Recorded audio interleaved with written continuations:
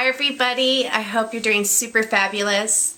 I wanted to share with you my story, my journey dealing with a pulmonary embolism that I was diagnosed with the spring of 2014. I also want to share with you maybe some of the things that you can do to help prevent a blood clot, a DVT, pulmonary embolism.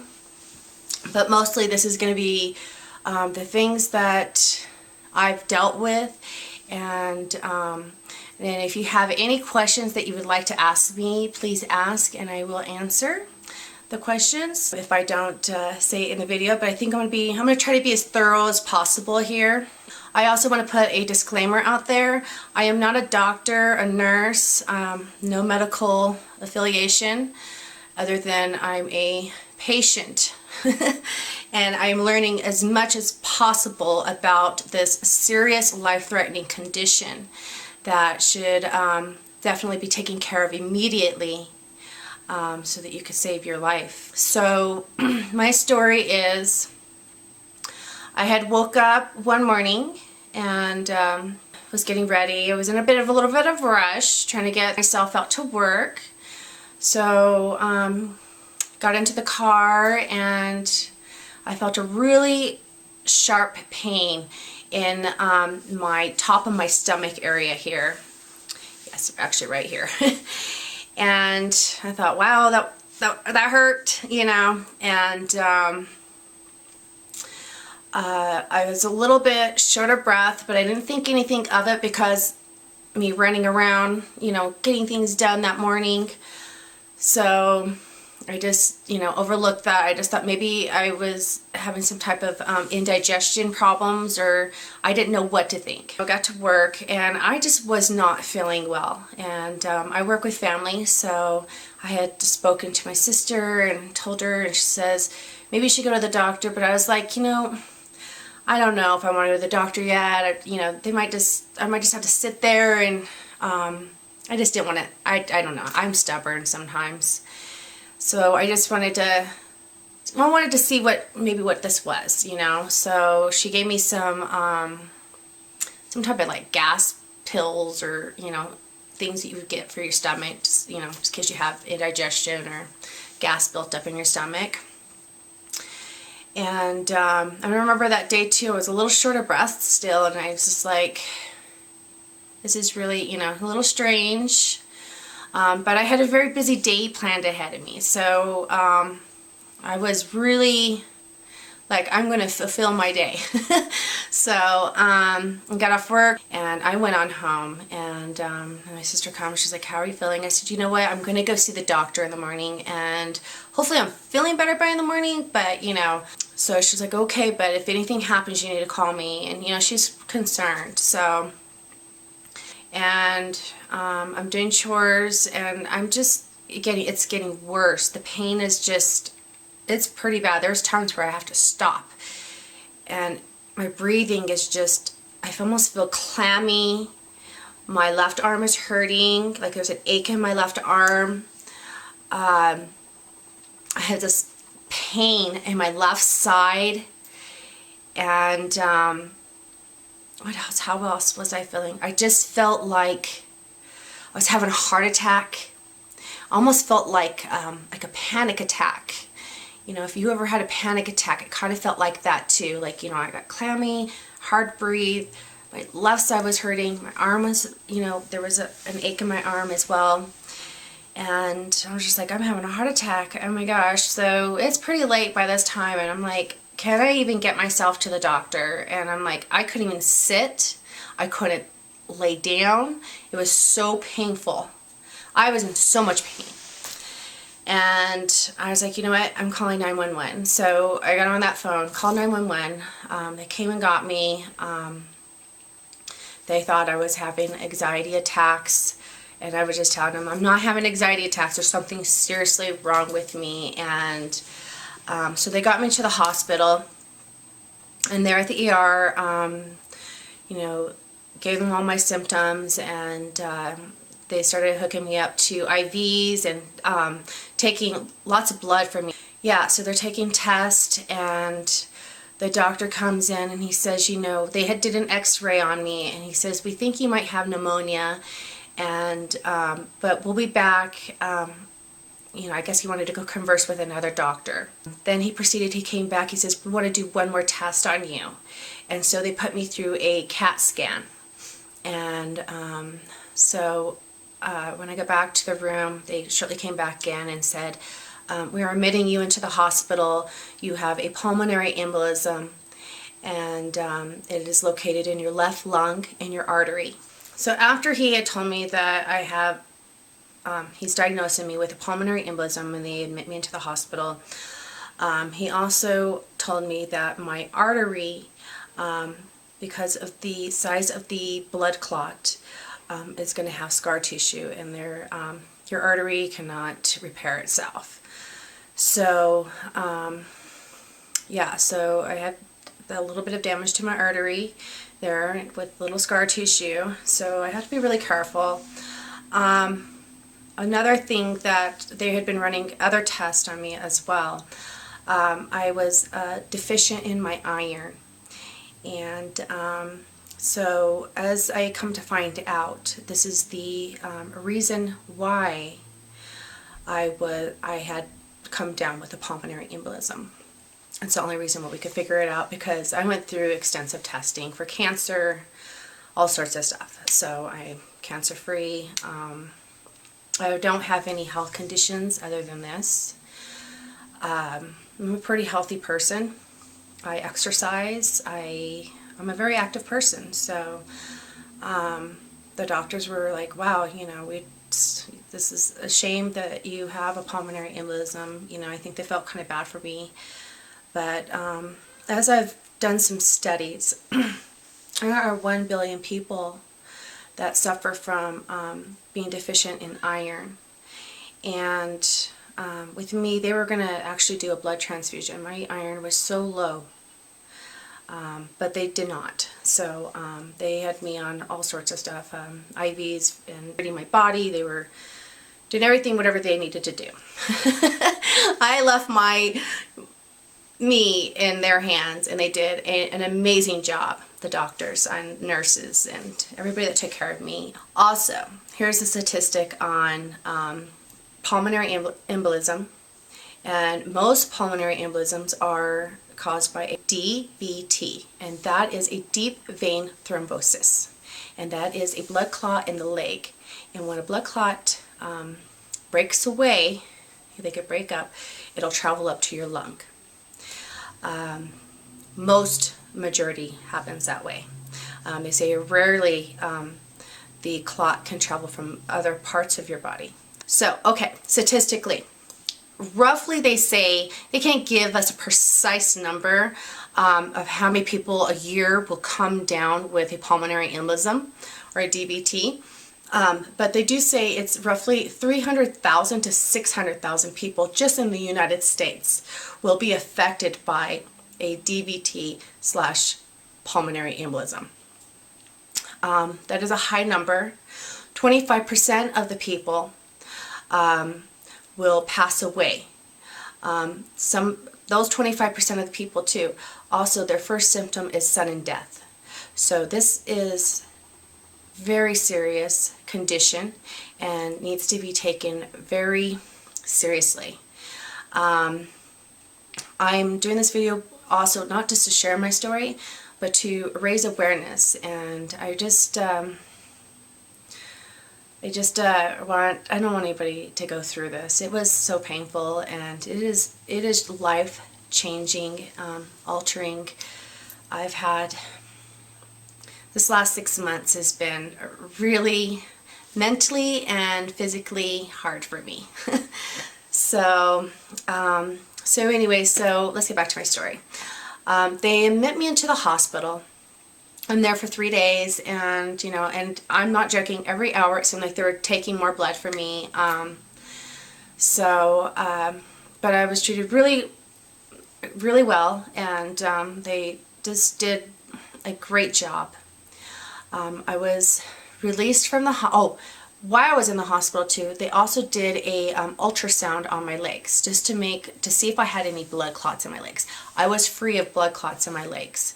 I didn't have any symptoms in my legs, and so I don't know where my blood clot came from. But they say most likely, the doctor said it was from my leg, but maybe I didn't feel the symptoms from it. I don't know. So that's a puzzle. A puzzle piece that I don't know, you know. So when I was released from the hospital, I was to take shots of Love Knox, and they also put me on a medicine called Coumadin, and that is a blood thinner. So I had to inject a shot in the morning and a shot at night in my stomach, and I would have to alternate sides and more right here towards the middle. I did this for 3 weeks. I was getting really tired of shots. I don't like shots beginning. I've had so many shots. But I was just like, I'm done. I am done with these shots. So I told my doctor, I said, I'm giving up vitamin K. I'm going to take care of this right now. I'm going to get my blood stable, because I had to be in a certain range for my INR test. My blood was not in the range that they needed my level to be at. So I decided, and not everybody does this, now this is just my story, I took vitamin K completely out of my diet. And you're probably saying, why did you take vitamin K out of her diet? Well, vitamin K works against my medicine. And before all this happened, I ate lots of vitamin K. I'm a vitamin K girl. I love vegetables. I am a veggie girl. And so I have, this last 6 months have been extremely disciplined. I have not had any of my veggies. I can't wait, guys. You have no idea to have a spinach salad. I want to go have a smoothie with kale and cucumbers, and I want to eat tomatoes and avocados, and I'm just really excited. And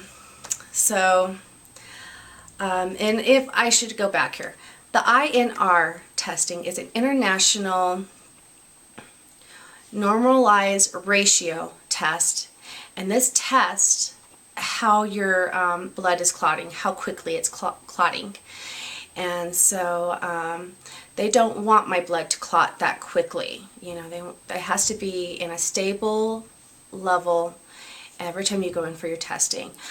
People go in for their testing once a week, once a month. At first mine were once a week, and then once I gave up that vitamin K, my INR testing was perfect. I was in the range level they wanted my blood to be at, and so yeah, it worked. So I have had to be extremely disciplined, and the way that I eat, the way that I exercise. I cannot, you know, I have to be careful with bruising, getting hurt. I have had to be careful with certain foods. Like I can't have cranberry juice. That could make you bleed to death if you're on a blood thinner. So I have to be really careful. There's so many things, you know, it's really life-altering. It sounds like, oh, that's really easy to do, to give up all that stuff, but once you get into it and how to give up, it's really mentally draining. And I said, you know what, I can do this, and I did it, guys, and I've not had another problem with blood clots. Let me go back one more moment. When I was released from the hospital, I didn't stay home. I had to stay at a relative's house, my mother's actually, and she gave me my Love Knox shots because I couldn't do it to myself. I'm so scared of needles. I don't like them. And I think 3 days after being at her home, I was taken back to the ER because I was having some severe pain in my left lung area. And And they just said, you know, it's going to take a while for that blood clot to break down. I learned that the body takes care of that blood clot that was built up, and the blood thinner was brought in to make sure that there was no more blood clots to build back up onto that other clot. And so, yeah, so my body, I guess when your body gets a blood clot, your body just automatically goes into attack mode and starts, you know, getting that blood clot to go away, I guess. But it's not an overnight process. It takes a while. And they can't tell you how long it's going to take for that blood clot to go away because they don't know. Only, you know, you'll feel, once you start feeling better, then you know that that blood clot is just, you know, gradually going away. Or dissolving, I guess I should say. They had given me one of those breathing machines that you blow in, and I would use that. I sometimes still use it. It helped build back up my lung and my breathing too, because my breathing had shortness of breath for a while after being diagnosed with this life-threatening condition. I do light exercises. I don't do anything crazy, any type of, you know, craziness that'll get me hurt. Or I did go on a hike, and I actually regretted that, kind of. When I was hiking, I also went up 140 feet up into these caves, and I was really winded, and I didn't feel very good when I had done that, and noticed right away. I was like, you know, I shouldn't have done this. But yep, my cousin was in from Hawaii, and I wanted to go on a hike with him and go to the National Monument. So, but it was a fun day, and but that taught me a lesson that I need to really be careful with what I'm doing. I just recently saw my main doctor, and she has released me from taking my Coumadin. And also I have to see my other group of doctors, and from there I will be officially released and will not have to take the blood thinner anymore. I will tell you this, I am a little nervous to be let off the medicine. I believe that it has saved my life. I did ask the doctor, I said, you know, if I were to get another blood clot while taking my Coumadin, which is a blood thinner, would I know? And she says, definitely. You will know when you have a blood clot. Even on blood thinners, you will know. It is still painful, and I guess there are people that can get blood clots on blood thinners. So, yeah, I'm just very lucky to be here, and I am taking every precaution to make sure that this never happens to myself again. And with this video, I hope that it never happens to you guys. So I'm going to leave you with a little bit of things that I have learned through all of this, this journey that I have been going through. So, but if you take iron, you should drink orange juice with it. The pharmacist told me that it's more absorbent if you drink orange juice with your iron. So that's another really good thing I want to share with people. Another thing, they say if you are sitting at a desk, you're in an airplane, you're traveling on a long travel, to get out and get that blood flowing through your body. If you're on an airplane and you can't get up, or you're at a desk and you're immobile, do foot exercises. You could do your heel to toe, and go around and do something. They say you could shift your positions, you know. Yeah, I mean, that's really good. Staying hydrated, drink lots of water. Do not smoke. Smoking ups your chances of getting a blood clot, DVT, pulmonary embolism, big time. An injury. If you get an injury, keep an eye on that injury. Make sure you don't have any swelling or any type of burning sensation.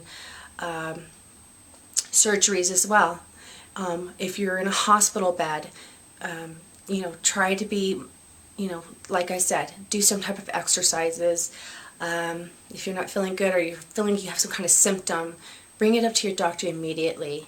And if you feel like you're going to be in a hospital for a length of time, you should let your doctor know that, you know, what about blood clots? What can we do with me being immobile here?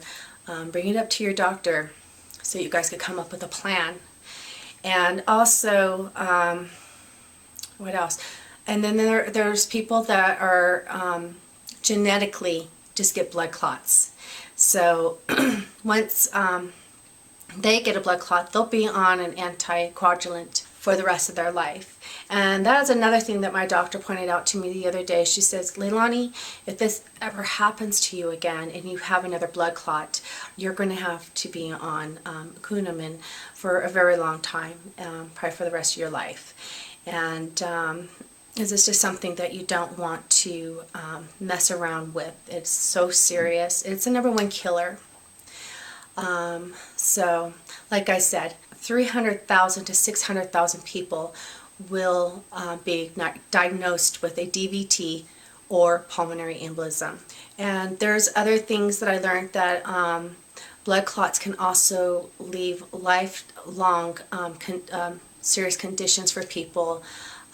It can really damage your veins and your artery and your limbs. It can do damage to your body. So if you feel that you're having any of these type of symptoms or condition, get yourself to a doctor. So a couple months into my journey with pulmonary embolism, I was really missing taking a multivitamin. I went on the internet and I did a lot of research, and then I took it to my team of doctors, and I said, can I take this? And they said, yeah, you can. And but if I show you this, you need to go to your doctor before you take anything too. Always go through your doctor about anything that you're going to take, because it can affect you.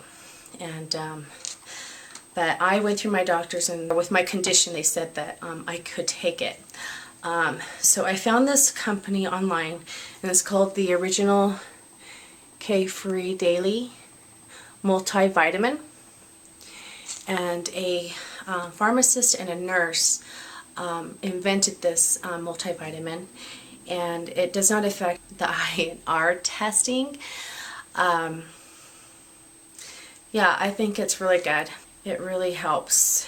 But yeah, I would definitely take a multivitamin that will go with your medication that your doctor approves. And your doctor might even have something that you can take, so definitely ask about that. It's really important. And just be really disciplined, and if you're going through this, you're not alone. There's so many of us people out there that have a pulmonary embolism or a DVT. I did not have a DVT. But I only had a pulmonary embolism with an iron deficiency. So get your iron checked as well, guys, because it's really important. I wish you health, love, and peace. I hope this video helps you or your loved one. And like I said before, if you have any questions, just message me and I will definitely answer you guys. Take care, and I'll see you guys in the next video. Bye, everybody. Stay fabulous.